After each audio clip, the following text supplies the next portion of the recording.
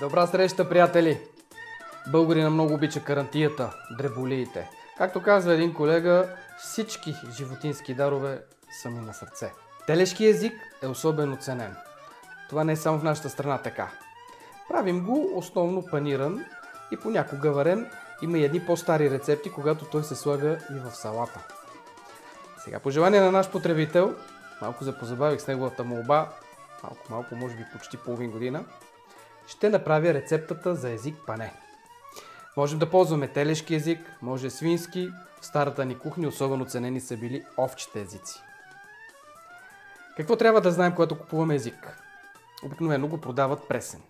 Ако видите, че има кръв, е хубаво да го изкиснете за 2-3 часа в студена вода. Аз вече съм го направил. И след това се слага да се вари. Езика винаги се слага в студена вода. Тя се посолява и се слагат подправки.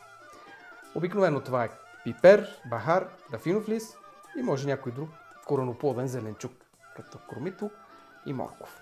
Обърнете внимание, водата трябва да покрива езика и на бабен огън варим, тъй като е с доста жилава структура, иска и доста време. Час и половина, но не да го разварим. А в тенджерата под налягане става много лесно. 25 минути след като се завърти вентила. Слагам няколко зрънца бахар.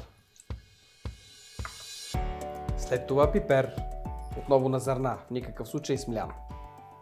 2 дафинови листа. И половин главичка кромитлук. 1 до 2 чайни лъжички сол е достатъчно. И това е всичко.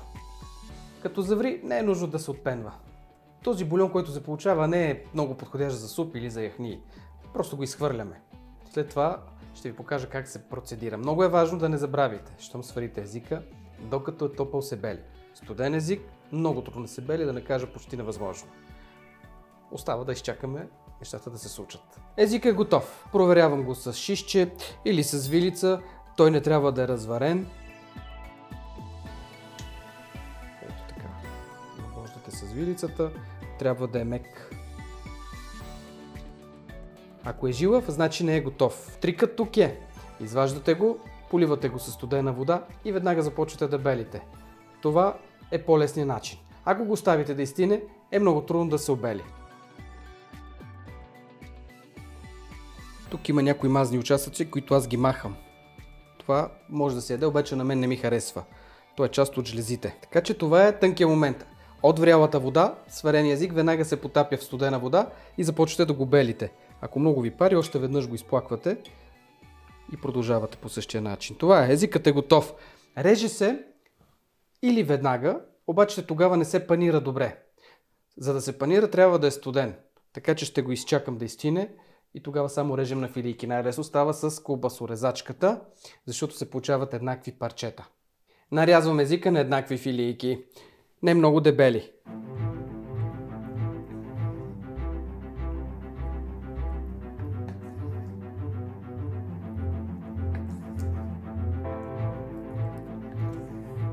Така, след като имате сварен език, можете да направите безброй предястия, мезета, салати и каквото още решите. В друг епизод ще ви покажа едно любимо мое мезе – език с ловжийски сос. Това е правилото.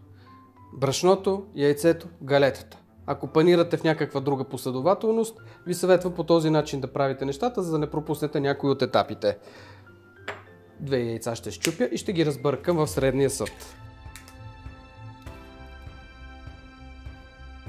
Малка хитринка. Езикът може да стане по-различен от традиционния паниран език, като сложите скилитка чесън, ситно накълцана и магданоз. Можете да обогатите панировката с малко бира, става чудно мезе. Малко вино. Не забравяме, че това е все пак подправка и също може да даде много вкус. Но сега искам да ви покажа класиката. Брашно, яйца, галета.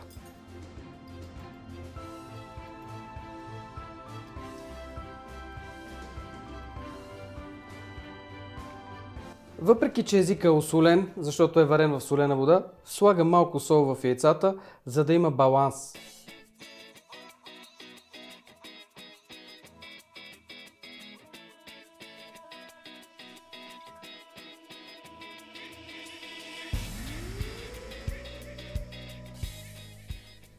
Изтръсквате излишното брашно и слагате в яйце. Накрая в галета.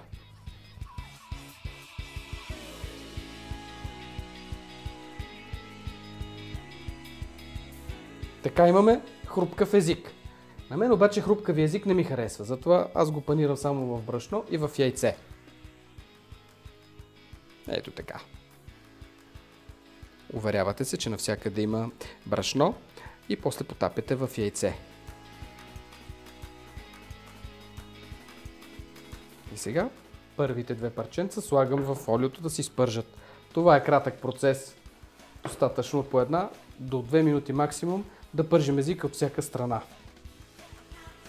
Като изтръскате задължително излишната галета.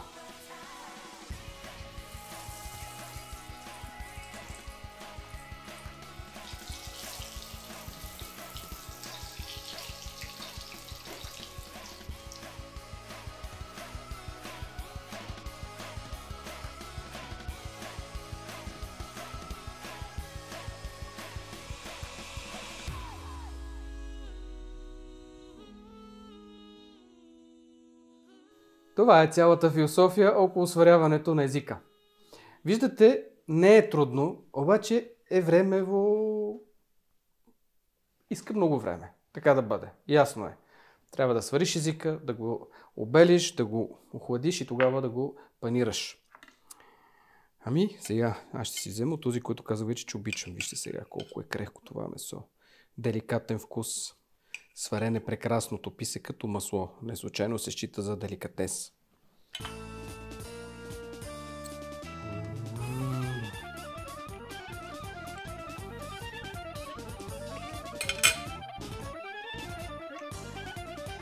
Идеално. Любителите на пикантното могат да поръсят с черен пипер. Това допълва още повече вкуса. Езика става още по-вкусен. Може би, за който обича пипер и пикантния вкус. Изпълнихме още едно желание на наш потребител от общността на YouTube. Всичко, което знам, ще показвам. Което не знам, не знам. Това е положението. Няма какво повече да разказвам за езика. Класика. Ще ви очакваме в следващите епизоди с още интересни мезета, предястия, разядки. Все за тези празнични дни, които има в началото на годината. И не само. Всичко хубаво и до нови срещи! Чао, приятели!